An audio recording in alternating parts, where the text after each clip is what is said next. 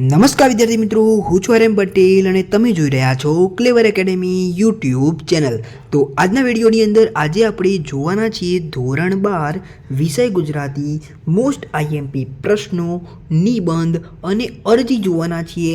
આ નિબંધનું કંઈ નહીં પૂછાય, પણ વિદ્યાર્થી મિત્રો નિબંધ જે છે, અરજી જે છે એ તમને બહારની પૂછાઈ શકે છે. પણ ધારો કે નિબંધ જે 3 હોય એમાંથી એક નિબંધ તો મારા ખ્યાલથી આવશે એટલે આવશે. ઓકે, સેકન્ડ એક્ઝામ 2024ની અંદર આ વિડીયો તમને ઇમ્પોર્ટન્ટ રહેવાનો છે. તો ચલો વિદ્યાર્થી મિત્રો, તમારો ટાઈમ વેસ્ટ ન કરતા વિડીયોની શરૂઆત કરીએ. તો વિદ્યાર્થી મિત્રો, અહીંયા આપણે વિડીયોની શરૂઆત કરીએ એના પહેલાં હું તમને કહી દઉં કે આપણી ચેનલ પર ધોરણ 12 માટે સ્ટેટ કહો, તમે એકાઉન્ટ કહો, BA કહો અને ઇકો કહો અને SPCCનો બી વિડીયો અપડેટ થઈ ચૂક્યો છે. આ 5 વિષયના IMPની સિરીઝ માટે આપણું સેકન્ડ એક્ઝામ જે IMP આવી રહ્યો છે એના તમામ વિષયના IMP આપણે બનાવી દીધા છે અને આપણો લાસ્ટ વિડીયો એટલે કે ગુજરાતીનો વિડીયો આવી રહ્યો છે. અને હા વિદ્યાર્થી મિત્રો, જો તમારે ઇંગ્લિશના IMP જોતા હોય નીચે કોમેન્ટ જરૂરથી જણાવજો, હું ઇંગ્લિશના બી IMP લઈને આવી જઈશ.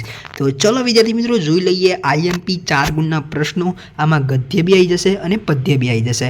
આ તમે પ્રશ્નો કરશો એટલે તમે આમાંથી તમને 2 ગુણના પ્રશ્નો બી તમને આવડી જશે. એટલે તમારે પર્ટિક્યુલર 2 ગુણના પ્રશ્નો કરવાની પડશે નહીં. ઓકે, તો આઈ હોપ કે તમે સમજી ગયા હશો. હવે વાત કરીશું 4 ગુણના પ્રશ્નો ગદ્ય અને પદ્યના. પહેલો છે લક્ષ્મણ ઉર્મિલાનું બહુમાન કેવી રીતે કરે છે, ચેપ્ટર નંબર 11માંથી. પથ્થર થર થર ધ્રુજે એ કાવ્ય છે, બરાબર. બાનું વર્તમાન અને બાનું ભૂતકાળ વેરી મોસ્ટ ટાઈમ બી રહેશે, બરાબર. બાનું વર્તમાન અને બાનું ભૂતકાળ ચેપ્ટર નંબર 20માંથી. ખીજડીએ ટેકરે પાઠના શીર્ષક આ બી વેરી મોસ્ટ ટાઈમ બી જશે, બરાબર. વેરી મોસ્ટ ટાઈમ બી. ઓકે, આ પૂછવાની વધારે શક્યતા રહેલી છે આની. ચેપ્ટર નંબર 2માંથી. સેલ્વી પંકજમ ચરિત્ર ચિત્રણ યુધિષ્ઠિર યુદ્ધ વિષાદ આ બી વેરી મોસ્ટ ટાઈમ બી થઈ જશે, ચેપ્ટર નંબર 10માંથી.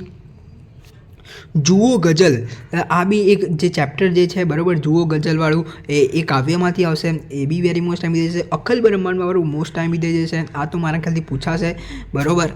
પછી સામાજિક સમરસતાના નિર્માણમાં બાબા સાહેબનું યોગદાન જણાવો. પછી દેવોએ નર અને દમયંતીને આ બી વેરી મોસ્ટ ટાઈમ થઈ જશે. નર અને દમયંતીને પ્રસન્ન થઈને કયા વરદાન આપેલા તમને ખબર છે, બરાબર. ઓકે, એ બધા વરદાનના નામ લખવાના છે, કોને કયું વરદાન આપ્યું હતું. ઓકે, ઉર્મિલા ખંડ કાવ્યના આધારે ઉર્મિલાનું ચરિત્ર ચિત્રણ લખો. અનુરુદ્રનું ગૃહત્યાગ વાર્તાનો ધ્વનિ સ્પષ્ટ કરો, બરાબર. લેખકે ઈશ્વરની સર્વવ્યાપકતા એકરૂપતા કયા દ્રષ્ટાંતો આપી વર્ણવી છે. શ્યામ રંગ સમીપેવાળો એક એનો આખું કાવ્યની અંદર શું કહેવા માંગે છે તમારે લખવાનું છે.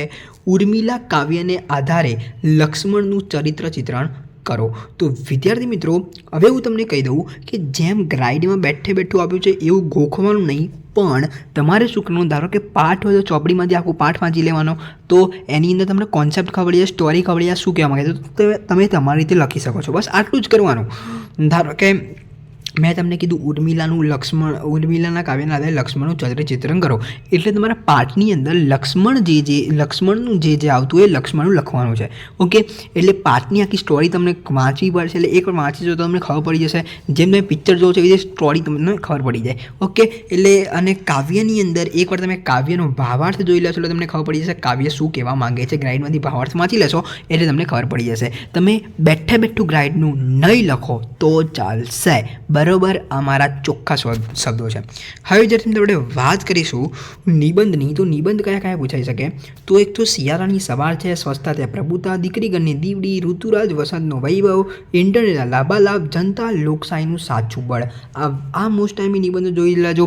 હવે નિબંધની અંદર શું કરવાનું, તો નિબંધની અંદર ધારો કે કાવ્ય હોય, ધારો કે શિયાળાની સવાર છે, એની કોઈ પંક્તિ કોઈ કવિએ લખી હોય, બરાબર. ધારો કોઈ શાયરી જેવું હોય, કોઈ એવી સાચી લાઈન હોય ને એવી લાઈનો તમારે તૈયાર કરવાની રહેશે. નિબંધ નહીં, બરાબર. નિબંધ તમે બધા લખી દે કે હું 2-3 પેજનું હું બી લખી દઉં, બધા લખી દે, બરાબર. પણ તમારે પંક્તિ દેખો, સારામાં સારી એવી પંક્તિ હોવી જોઈએ, સારામાં સારી એવી ટ્રુ લાઈન હોવી જોઈએ, બરાબર. નિબંધને લગતી હોવી જોઈએ.